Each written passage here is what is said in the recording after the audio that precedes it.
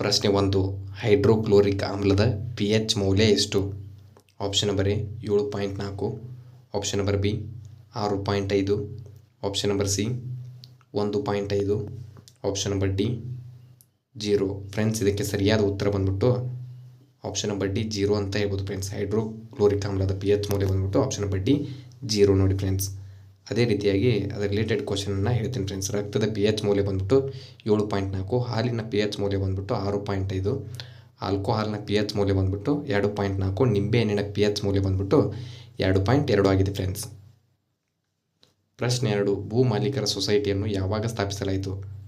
Option number A 1870, option number B 1875, option number C 1838, option number D 1839. ಇದಕ್ಕೆ ಸರಿಯಾದ ಉತ್ತರ ಬಂದ್ಬಿಟ್ಟು ಆಪ್ಷನ್ ನಂಬರ್ ಸಿ 1838ರಂದು ಭೂ ಮಾಲೀಕರ ಸೊಸೈಟಿಯನ್ನು ಸ್ಥಾಪಿಸಲಾಯಿತು friends.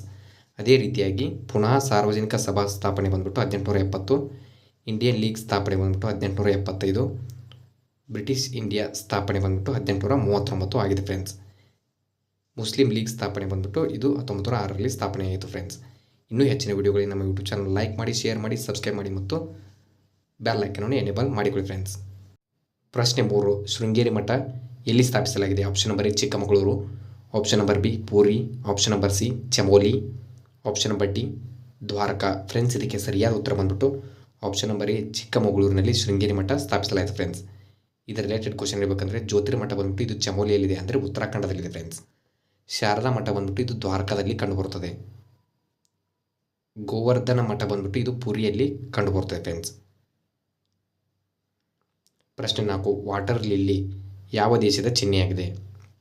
Option number A Norway ದೇಶ, option number B Bangladesh, option number C America, option number D Turkey. ಇದಕ್ಕೆ ಸರಿಯಾದ ಉತ್ತರ ಬಂದ್ಬಿಟ್ಟು ಆಪ್ಷನ್ ನಂಬರ್ ಬಿ ಬಾಂಗ್ಲಾದೇಶ ಬಂದ್ಬಿಟ್ಟು ಇದು ವಾಟರ್ ಲಿಲ್ಲಿ ಇದರ ಚಿಹ್ನೆಯಾಗಿದೆ ಫ್ರೆಂಡ್ಸ್. ನಾರ್ವೆ ದೇಶದ ಚಿಹ್ನೆ ಬಂದ್ಬಿಟ್ಟು ಹುಲಿ ಅಂತ ಹೇಳ್ಬೋದು. ಅದೇ ರೀತಿಯಾಗಿ ಅಮೇರಿಕಾದ ದೇಶದ ಚಿಹ್ನೆ ಬಂದ್ಬಿಟ್ಟು ಬಾಲ್ಡ್ ಈಗಲ್ ಅಂತ ಕಂಡುಬರುತ್ತೆ ಫ್ರೆಂಡ್ಸ್. ಟರ್ಕಿ ದೇಶದ ಚಿಹ್ನೆ ಬಂದ್ಬಿಟ್ಟು ಚಾಂದ್ ತಾರಾ ಅಂತ ಹೇಳ್ಬೋದು friends.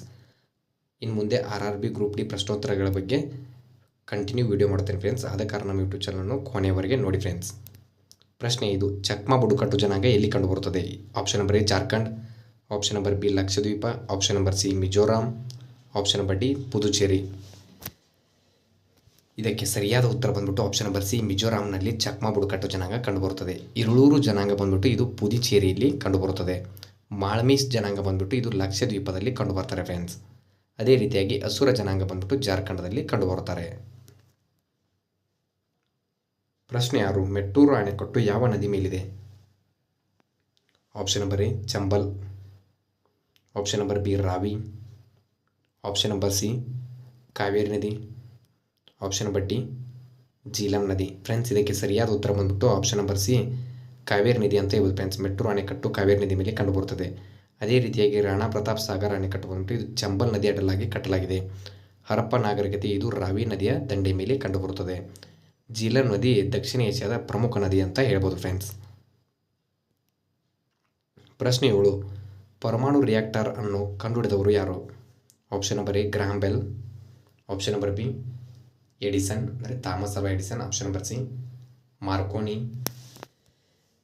Option number D Enrico Fermi. ಇದಕ್ಕೆ ಸರಿಯಾದ ಉತ್ತರ ಬಂದ್ಬಿಟ್ಟು ಪರಮಾಣು ರಿಯಾಕ್ಟರನ್ನು option number D Enrico Fermi ಅವರು ಕಂಡುಹಿಡಿತಾರೆ. ಅದೇ ರೀತಿಯಾಗಿ ಟೆಲಿಫೋನ್ ಅನ್ನು ಕಂಡುಹಿಡಿದವರು ಅಲೆಕ್ಸಾಂಡರ್ ಗ್ರಹಾಂ ಬೆಲ್, ರೇಡಿಯೋ ಅನ್ನು ಕಂಡುಹಿಡಿದವರು ಮಾರ್ಕೋನಿ, ಬಲ್ಬ್ ಅನ್ನು ಕಂಡುಹಿಡಿದವರು ಥಾಮಸ್ ಅಲ್ವಾ ಎಡಿಸನ್ ಅಂತ ಹೇಳ್ಬೋದು ಫ್ರೆಂಡ್ಸ್. ಪ್ರಶ್ನೆ 8. 6 ಮೆಷಿನ್ ಪುಸ್ತಕದ ಬರೆದವರು ಯಾರು?